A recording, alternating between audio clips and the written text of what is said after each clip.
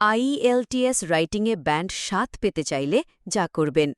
ইংরেজি ভাষা দক্ষতার প্রচলিত নিরীক্ষণ পদ্ধতি international English language testing system বা আইইএলটিএস-এর লিসেনিং, রিডিং, রাইটিং ও স্পিকিং অংশের মধ্যে রাইটিং অংশে ব্যান্ড ৭ পাওয়া তুলনামূলক কঠিন।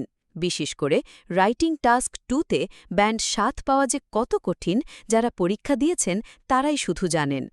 আমাদের দেশের অনেক শিক্ষার্থী রিডিংয়ে ব্যান্ড ৯ পেয়েও রাইটিংয়ে 6.5 পান, কারণ তারা অনেক সময় বুঝতে পারেন না কিভাবে রাইটিংয়ের উত্তর মূল্যায়ন করা হয়।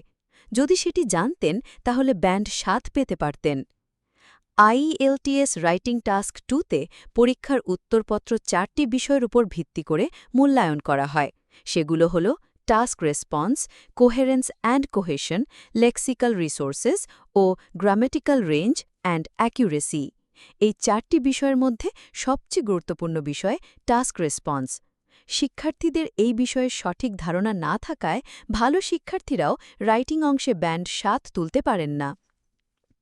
টাস্ক রেসপন্স কি? টাস্ক রেসপন্স বলতে বোঝায় আপনি রাইটিং প্রশ্নটি কত ভালোভাবে বুঝতে পারবেন এবং এর প্রেক্ষিতে কত ভালোভাবে উত্তর লিখতে পারবেন। মূলত এখানে দেখা হয় আপনি প্রশ্নের সব অংশ লিখতে পেরেছেন কিনা, পুরো রচনাতে আপনার পজিশন ক্লিয়ার ছিল কিনা, আপনি আপনার আইডিয়াকে কিভাবে ডেভেলপ করেছেন, আপনার রাইটিং ফরম্যাট ঠিক আছে কিনা এবং আপনার মেইন আইডিয়াগুলো প্রাসঙ্গিক কিনা। অল পার্টস বলতে কি বোঝায়? একটি রচনায় সাধারণত অনেকগুলো অংশ থাকে এবং শিক্ষার্থীদের জন্য তা বুঝতে পারা কিছুটা কঠিন। ধরুন পরীক্ষায় প্রশ্ন এলো, "It is important for people to take risks both in their professional lives and in their personal lives. Do you think the advantages of taking risks outweigh the disadvantages?" এই প্রশ্নের উত্তর লেখার সময় আপনাকে যা যা করতে হবে তা হচ্ছে আপনাকে প্রফেশনাল লাইফের রিস্ক নেওয়ার সুবিধা ও অসুবিধা নিয়ে লিখতে হবে। আবার একইভাবে পার্সোনাল লাইফের রিস্ক নেওয়ার সুবিধা ও অসুবিধা নিয়ে লিখতে হবে। ধরুন আপনি শুধু সুবিধাগুলো বলে গেলেন কিন্তু কোনো অসুবিধা উল্লেখ করলেন না। আবার আপনি একটি করে সুবিধা এবং একটি করে অসুবিধা লিখে গেলেন। তাহলে আপনি পুরোপুরি পার্টস কভার করলেন না। তাহলে ব্যান্ড ৭ পেতে আপনাকে যা করতে হবে, এই রচনার জন্য কমপক্ষে 2টি সুবিধা ও 2টি অসুবিধা লিখতে হবে এবং প্রফেশনাল, পার্সোনাল দুটোই উল্লেখ করতে হবে। মেইন আইডিয়া কতটুকু প্রাসঙ্গিক করতে হবে? ধরুন আপনাকে ওপরে উল্লিখিত প্রশ্নের ভিত্তিতে 2টি আইডিয়া দেওয়া হলো, যেমন প্রফেশনাল লাইফে রিস্ক নিলে ক্যারিয়ারে উন্নতি হয় এবং প্রফেশনাল লাইফে রিস্ক নিলে সামাজিক সম্পর্ক ভালো হয়। এখনই 2টি আইডিয়ার মধ্যে আপনি যদি দ্বিতীয় আইডিয়াটি লিখেন তাহলে আপনি প্রাসঙ্গিক মেইন আইডিয়া দিতে ব্যর্থ হবেন। এক্ষেত্রে আপনার পেনাল্টি হবে। কিন্তু আপনি যদি প্রথম আইডিয়াটি লিখেন তাহলে আপনার আইডিয়া প্রাসঙ্গিক হবে। যদি আপনার আইডিয়া প্রশ্নের বিষয়ের সঙ্গে প্রাসঙ্গিক না হয় তাহলে আপনি কখনোই ব্যান্ড ৭ পাবেন না। আইডিয়া কি এক লাইনে লেখা যায়? এক লাইনে মেন আইডিয়া লিখা যাবে না।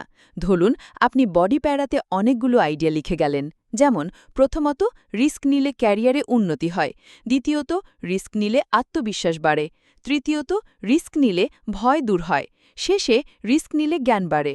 কিন্তু আইডিয়াগুলোকে না বাড়ালে তাহলে আপনি কখনোই ব্যান্ড ৭ পাবেন না। এজন্য আপনাকে প্রথম আইডিয়া হিসেবে রিস্ক নিলে ক্যারিয়ারে উন্নতি হয় এটি লিখলে এর সঙ্গে কেন বা কিভাবে দিয়ে আইডিয়া বাড়াতে হবে এবং একটি প্রাসঙ্গিক উদাহরণ দিতে হবে, তাহলে আপনার আইডিয়া সঠিক হবে। নিজস্ব মতামত কতটা গুরুত্বপূর্ণ? It is important for people to take risks both in their professional lives and in their personal lives. এই প্রশ্ন দেখলেই বোঝা যায় এখানে আপনার মতামত চাওয়া হয়েছে, কাজেই আপনার মতামত পুরো রচনায় পরিষ্কারভাবে লিখতে হবে। আপনি যদি শুধু ভূমিকা আর উপসংহারে আপনার মতামত দেন তাহলে পুরো রচনায় সেটি পরিষ্কার হবে না, আর ব্যান্ড ৭ পেতে হলে পুরো রচনায় আপনার মতামত পরিষ্কার করা খুবই গুরুত্বপূর্ণ। যেমন ধরুন এই রচনায় ভূমিকাতে নিজের মতামত দেওয়ার পর উপসংহারেও নিজের মতামত দিলেন। একইভাবে প্রথম বডি প্যারাতে রিস্ক নেওয়ার সুবিধাগুলো এবং দ্বিতীয় বডি প্যারাতে রিস্ক নেওয়ার অসুবিধাগুলো লিখলেন। এক্ষেত্রে আপনাকে উল্লেখ করে দিতে হবে কোনটি আপনার নিজের মতামত এবং কোনটি অন্য মানুষদের মতামত।